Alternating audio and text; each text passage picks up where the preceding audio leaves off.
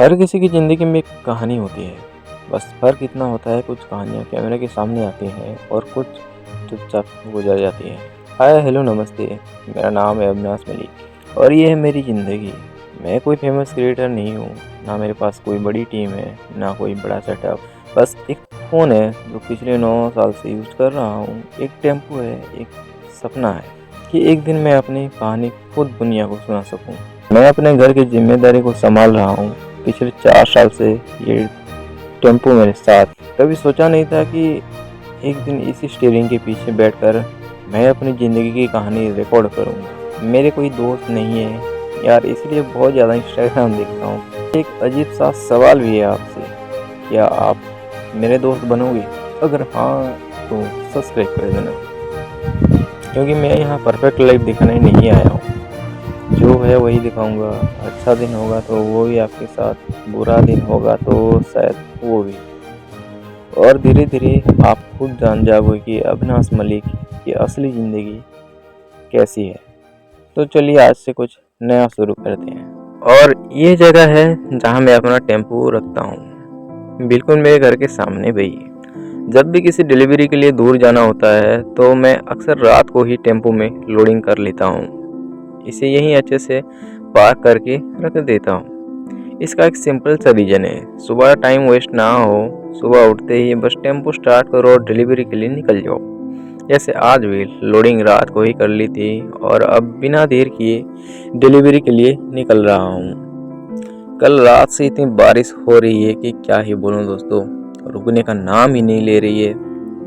अभी बारिश थोड़ी हल्की हुई है, इसलिए आज निकलने में थोड़ी देर भी हो गई है। लेकिन बारिश के बाद का यहाँ का व्यू सच में अलग ही होता है। ये जो आप ड्रोन शॉट देख रहे हो ना, ये मैंने जेमिनी की हेल्प से क्रिएट किया है, क्योंकि मेरे पास अभी ड्रोन नहीं है। लेकिन एक चीज़ क्लियर कर दूं, जो व्यू आप स्क्रीन पर देख रहे हो, लोकेशन असल में भी लगभग ऐसे ही दिखती है। बस फ़र्क इतना है कि रियल लाइफ में मैं आपको ड्रोन से नहीं दिखा सकता। कभी कभी सोचता हूँ आज ड्रोन नहीं है, कल शायद होगा, और जब होगा तो इसी जगह का असली एरियल शॉट लेकर आपको दिखाऊंगा। फिलहाल जो आप ये व्यू देख रहे हो बिल्कुल रियल है। थोड़ा दूर जो पहाड़ दिख रहा है ना, एक बार उसको गौर से देखने की कोशिश करो। बारिश के बाद का ये मौसम, बादलों के बीच से दिखते हुए पहाड़, सच बोलूं तो मुझे बहुत अच्छा लगता है। मुझे हमेशा से ही पहाड़, पर्वत, जंगल और नेचुरल चीज़ें ज़्यादा पसंद है। शायद इसलिए क्योंकि नेचर के पास रहकर मन थोड़ा शांत हो जाता है। ज़िंदगी में कितनी भी टेंशन हो, कितना भी काम हो, जब ऐसे व्यूज सामने आ जाते हैं ना, तो कुछ देर के लिए सब भूल जाता हूँ। मुझे लगता है नेचर के साथ कनेक्टेड रहना भी ज़िंदगी की एक खूबसूरत फीलिंग्स है। और शायद इसी वजह से रास्ते में मिलने वाले ऐसे छोटे छोटे व्यूज भी मेरे लिए किसी स्पेशल मोमेंट से कम नहीं है। इस पहाड़ को देखो, कितना मस्त, क्लियर और खूबसूरत लग रहा है। कभी टाइम निकाल के इन पहाड़ों पर जरूर घूमने चलेंगे, पूरा दिन नेचर के साथ एंजॉय करेंगे। अभी मैं जा रहा हूँ गाइस, बहुत देख रहे हो कितना अच्छा दिख रहा है। बहुत अभी तो अच्छा भी लग रहा है। अभी ये थोड़ा थोड़ा मतलब भुरभुरी जैसा पानी गिर रहा है। See how beautiful is this. इधर है आगे रेडाखोल, इधर है 4 माइल। 4 माइल से 2 किलोमीटर बस आगे आया हूँ और ये फ्लाईओवर है, ये मेरा गाड़ी है। अभी मैं जा रहा हूँ सामान खाली करने के लिए।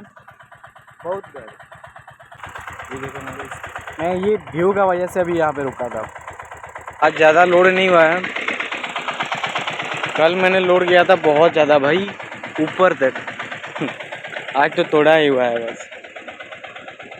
इतना मस्त दिख रहा है गाड़ी का।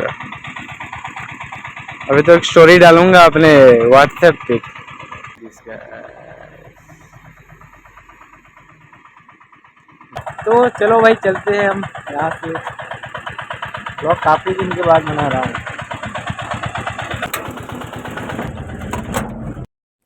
लेकिन अभी फिर से बारिश शुरू हो गई है। बारिश में ड्राइविंग करते वक्त थोड़ा एक्स्ट्रा केयरफुल रहना पड़ता है। गाड़ी के ब्रेक्स गीले होने पर ब्रेकिंग टेम्पोररी कम इफेक्टिव होते हैं, इसलिए मैं स्पीड कंट्रोल में रख रहा हूँ और डिस्टेंस भी मेंटेन कर रहा हूँ। और ये देखो, रोड के किनारे कुछ छोटे छोटे बंदर बैठे हैं। अभी मेरे गाड़ी के सामने एक छोटा बंदर अचानक से आ गया, इसलिए मुझे तुरंत गाड़ी रोकनी पड़ी। रोड पर कब क्या सामने आ जाए कुछ पता नहीं चलता। चलो अब अपनी सफ़र को आगे बढ़ाते हैं। रेडाकोल अब बस 3 किलोमीटर ही रह गया है।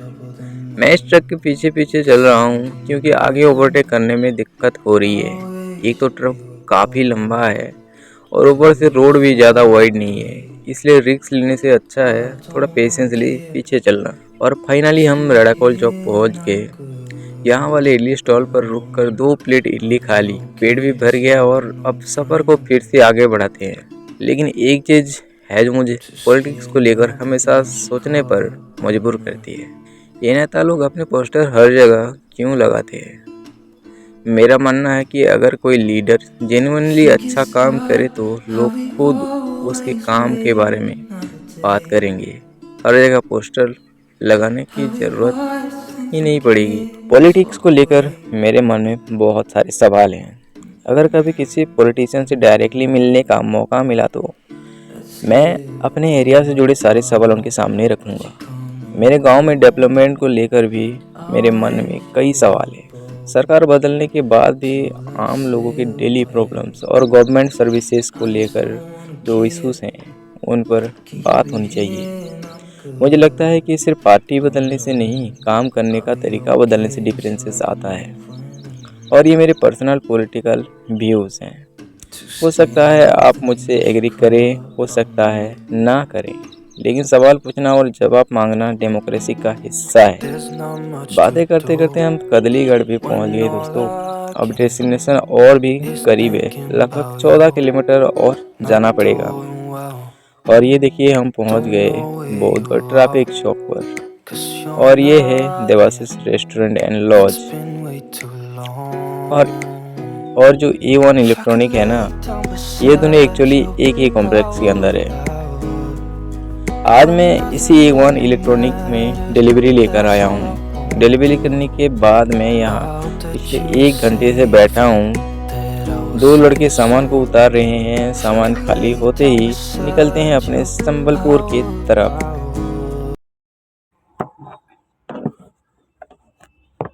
चलो, यहाँ पे मेरा सामान खाली हो गया, भाड़ा सब कुछ ले लिया है भाई। अभी निकलना है संबलपुर।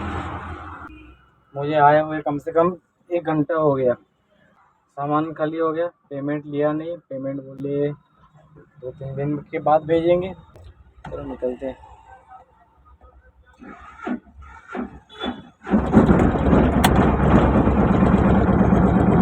इधर गई जाता है Phulbani.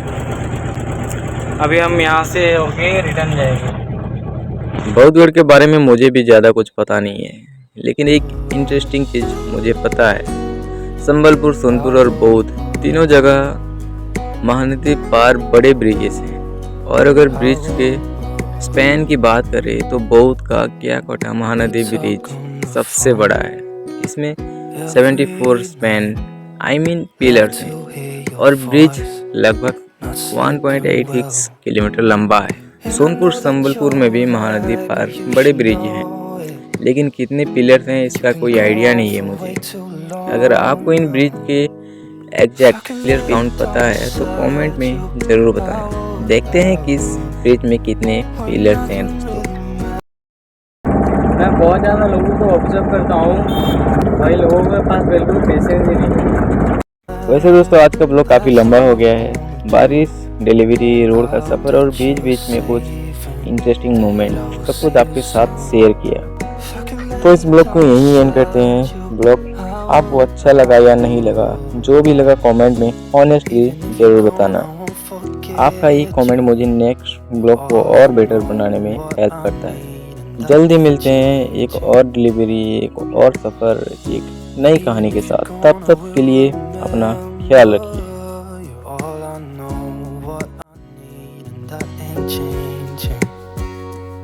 If I could lay down beside you, I would.